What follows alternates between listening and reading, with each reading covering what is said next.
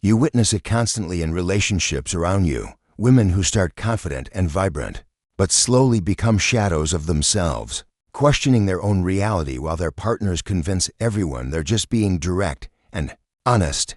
Friedrich Nietzsche understood the psychology of weak men who masked their inadequacy through the systematic destruction of others, and his insights reveal exactly why these relationships feel so addictive, yet so devastating. What you're about to discover will change how you see these dynamics forever and give you the tools to recognize and escape this pattern before it destroys another piece of your soul. The will to power drives every human action. It is the fundamental force behind our desire to grow, expand, and overcome obstacles. However, when a man lacks genuine strength or achievement, this drive becomes perverted into a need to dominate others psychologically. These men cannot create power through their own excellence, so they steal it by systematically destroying a woman's confidence and self-image. They feed off her diminished state like parasites, mistaking her weakness for their strength. This is not true power, but the pathetic scrambling of those too weak to build themselves up. Watch how these men operate, and you will see a predictable pattern emerge before your eyes. They start with subtle criticisms disguised as helpful observations. They question her judgment on small matters until she doubts her own perceptions. They isolate her from friends and family who might remind her of her worth, creating a closed system where only their voice matters. They alternate between cruelty and kindness, keeping her off balance and desperate for their approval. Every tear she sheds, every moment of self-doubt she experiences, feeds their twisted sense of power and control. The tragedy is that genuine power requires no such manipulation or destruction of others to manifest itself. A truly powerful man elevates those around him. He finds strength in building others up rather than tearing them down. The man who needs to destroy a woman's self-image reveals his own fundamental weakness and cowardice. He cannot face the mirror of his own inadequacy, so he shatters hers instead, hoping to avoid confronting the emptiness within himself. This is the will to power corrupted by fear and transformed into something destructive rather than creative. Nietzsche identified two fundamental moral systems that shape human behavior: master morality and slave morality. Master morality comes from strength, self-determination, and the ability to create values. Slave morality emerges from weakness, resentment, and the need to tear down others. In toxic relationships, insecure men operate from slave morality, creating artificial hierarchies where they position themselves as superior. They cannot achieve genuine excellence, so they manufacture fake superiority by making their partners feel inferior. This is the morality of the weak disguised as strength. These men constantly need external validation to feel valuable, which reveals their slave mentality at its core. They create elaborate systems of control where the woman must constantly prove her worth to them. They set impossible standards, move goalposts, and demand endless demonstrations of loyalty and devotion. The woman becomes trapped in this dynamic, believing she must earn love through submission and self-sacrifice. This mirrors the slave morality that says suffering equals virtue, and that one must earn worthiness through pain. True master morality in relationships would look completely different from this pathetic display of manufactured dominance. A man operating from genuine strength creates his own values and doesn't need to diminish others to feel powerful. He attracts rather than controls, inspires rather than intimidates, and builds rather than destroys. The fundamental difference is that master morality is self-generated and creative, while slave morality is reactive and destructive. Recognize this distinction, and you will never again mistake toxic control for genuine masculine strength.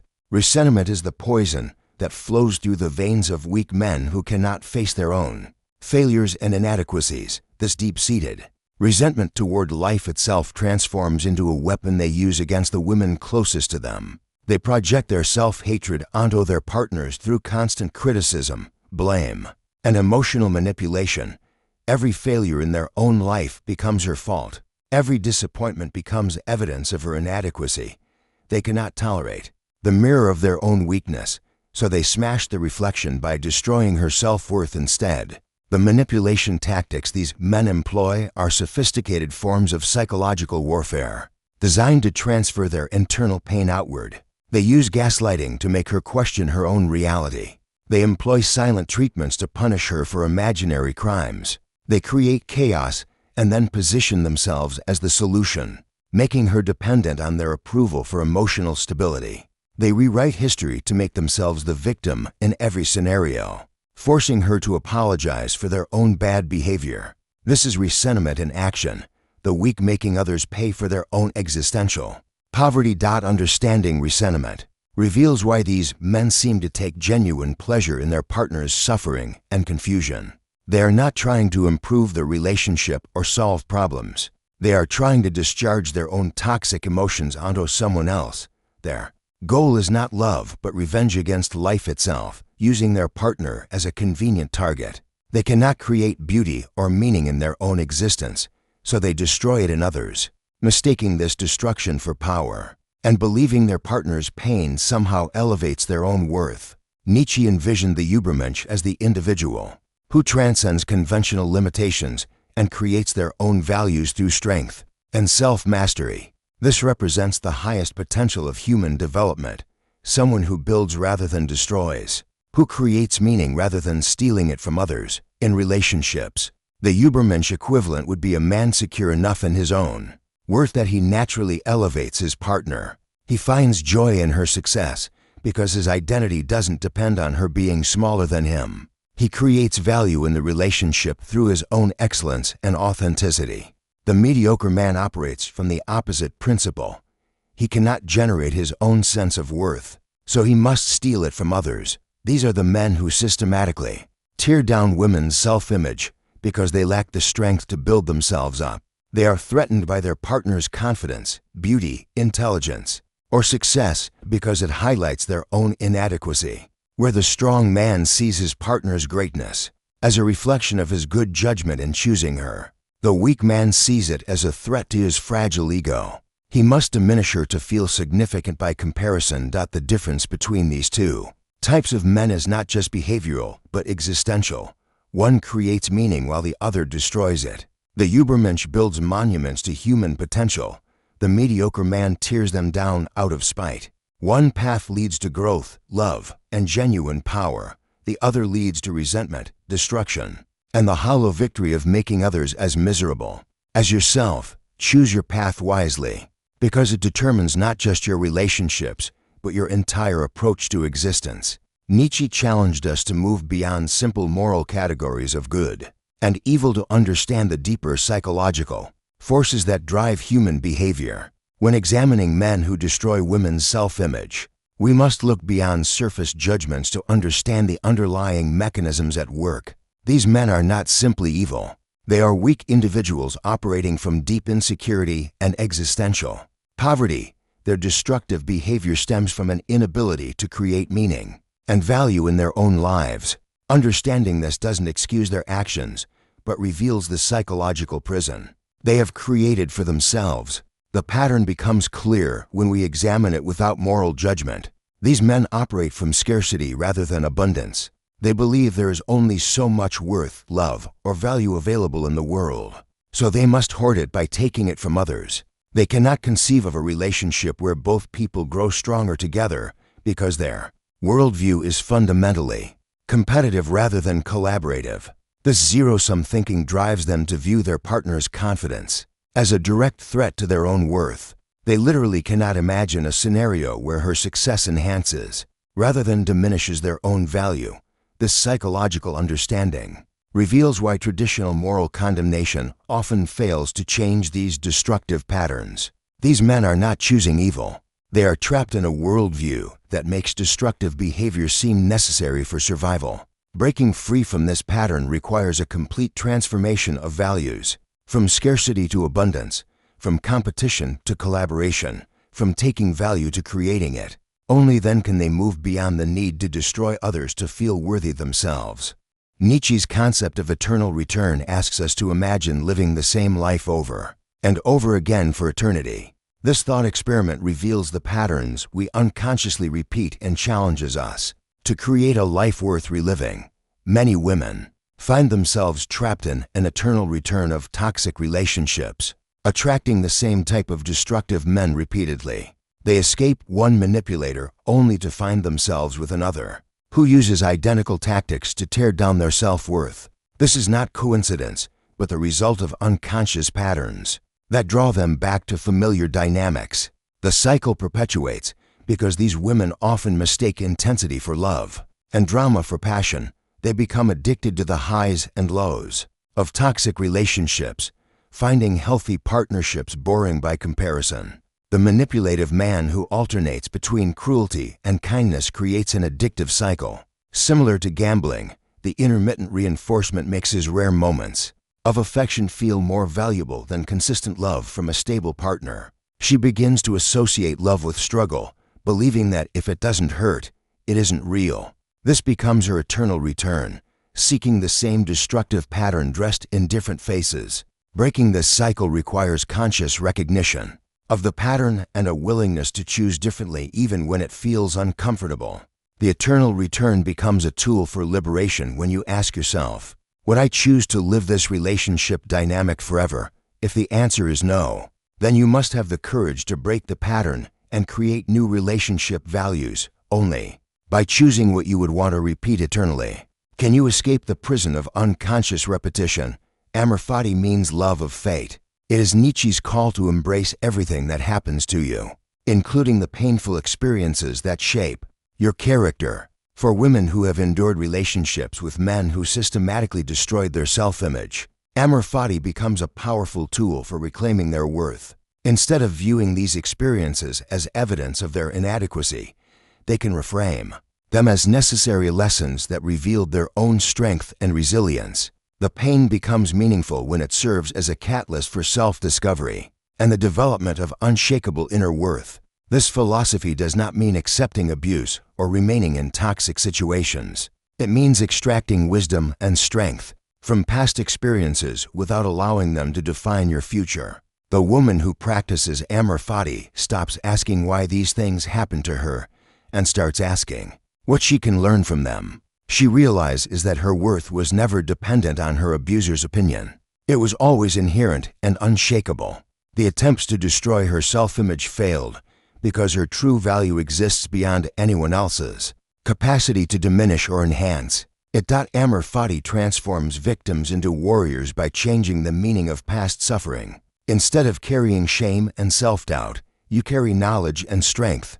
Instead of believing you deserved the treatment you received, you understand that their behavior revealed their weakness, not yours. The love of fate includes loving your own journey toward self-worth, even when it required walking through fire to reach the other side. This is how you build an identity that no one can ever destroy again. Nietzsche's method of genealogy traces the historical origins of values and beliefs to understand how they developed over time. When we examine the genealogy of men who destroy women's self-image, we find a complex web of societal pressures, failed expectations, and inherited insecurities. These men were often raised with impossible standards of masculine success. They must be providers, protectors, and powerful leaders without ever showing vulnerability or asking for help.